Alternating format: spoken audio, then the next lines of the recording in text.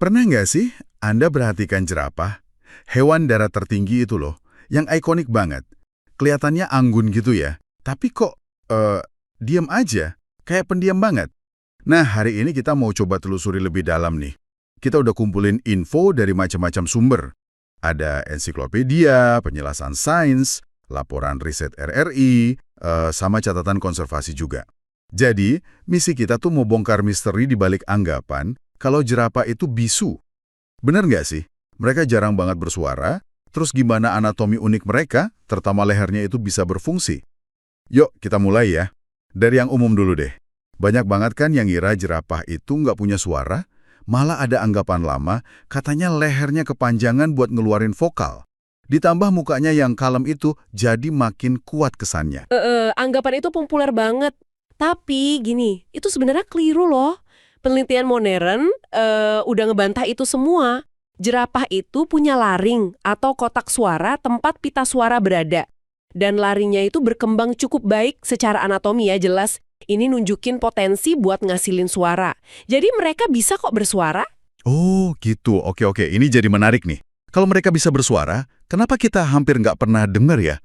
Apa ada rahasianya gitu? Nah, rahasianya itu ada di frekuensi suara mereka.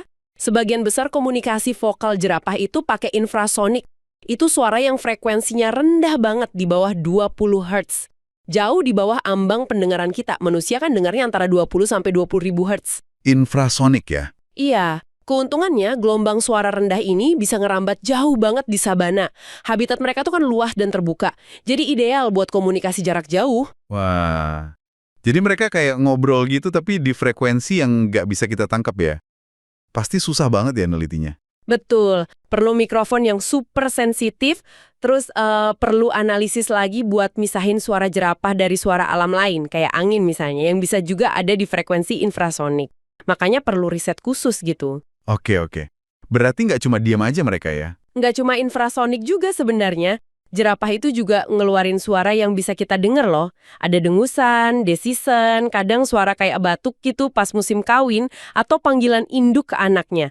Bahkan ada laporan menarik soal suara humming, kayak dengungan lembut gitu biasanya malam hari. Mungkin kalau mereka lagi kepisah atau agak cemas. Wah, unik banget. Saya juga baca di salah satu sumber kita, ada dugaan kalau beberapa suara itu mungkin nggak dari pita suara, tapi dari gerakan kepala, kayak pas meregang gitu, terus udaranya bikin resonansi, mirip kayak kita niup ujung botol. Mungkin biar hemat energi ya. Bisa jadi, bisa jadi. Itu teori yang menarik. Dan jangan lupa juga, komunikasi mereka tuh nggak cuma soal suara loh. Bahasa tubuh itu penting banget buat jerapah. Gerakan lehernya yang khas, posisi kepala, kibasan ekor, cara berdiri, semua itu bagian dari cara mereka interaksi. Iya, bener banget. Nah, ngomongin tubuh nih, lehernya itu loh, bisa sampai 2,4 meter kan ya? Tapi yang bikin kaget, jumlah tulang lehernya ternyata sama persis kayak kita, manusia. Cuma 7 ruas. Bedanya yaitu tiap ruasnya panjang banget. 7 ruas aja.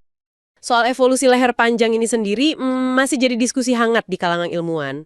Ada hipotesis klasik dari Darwin soal persaingan makanan biar bisa jangkau daun yang tinggi-tinggi. Tapi ada juga hipotesis kuat soal seleksi seksual. Jadi leher panjang dan kuat itu jadi semacam senjata buat jantan pas berantem rebutan betina. Makanya leher jantan cenderung lebih berat dan panjang. Oh, jadi ada faktor persaingan antar jantan juga ya? Betul, jadi bukan cuma buat makan aja. Terus buat nopang badan setinggi itu bisa sampai 5,7 meter, dan yang paling penting, mompa darah sampai ke otak di ujung leher. Jantungnya pasti kerja keras banget ya? Tepat sekali, jantung jerapah itu luar biasa. Beratnya bisa sampai 11 kilo, dan tekanan darahnya bisa 3 kali lipat dari kita. Ada juga adaptasi cerdas lainnya, kayak katup khusus di pembuluh darah leher, gunanya buat mencegah darah ngalir terlalu deras ke otak pas jerapah nunduk minum, jadi nggak pingsan. Keren banget adaptasinya. Gila, 11 kilo jantungnya. Luar biasa. Oke, jadi kalau kita rangkum nih, kenapa sih mereka kesannya pendiam banget buat kita? Jadi, ini kombinasi beberapa hal. Pertama jelas, karena kita nggak bisa dengar komunikasi utama mereka yang pakai infrasonik tadi. Kedua, ini juga bagian dari strategi bertahan hidup mereka. Hemat energi di lingkungan sabana yang kadang keras itu penting. Lagian mengurangi suara yang bisa didengar predator kayak singa atau hiena kan lebih aman buat mereka. Jadi, diam itu ada gunanya. Masuk akal. Jadi, kesimpulannya, jerapah itu jauh banget dari kata bisu ya. Mereka itu komunikator ulung dengan cara yang kompleks dan efisien. Pakai infrasonik, suara lain sesekali, plus bahasa tubuh yang kaya. Dunia sosial mereka ada, cuma seringkali nggak terdeteksi sama indera kita aja. Iya, penelusuran ini lagi-lagi ngingetin kita ya, betapa banyak hal yang masih tersembunyi di alam. Bahkan pada hewan yang kita rasa udah kenal banget. Selalu ada yang baru buat dipelajari. Betul banget. Nah, ini mungkin satu pertanyaan buat Anda renungkan setelah ini. Kalau jerapah aja punya bahasa rahasia, frekuensi rendah yang nggak kita dengar, kira-kira rahasia komunikasi apa lagi ya yang mungkin dimiliki hewan-hewan lain di sekitar kita yang beroperasi di luar jangkauan indera kita? Menarik buat dipikirkan. Sampai jumpa di penelusuran berikutnya ya.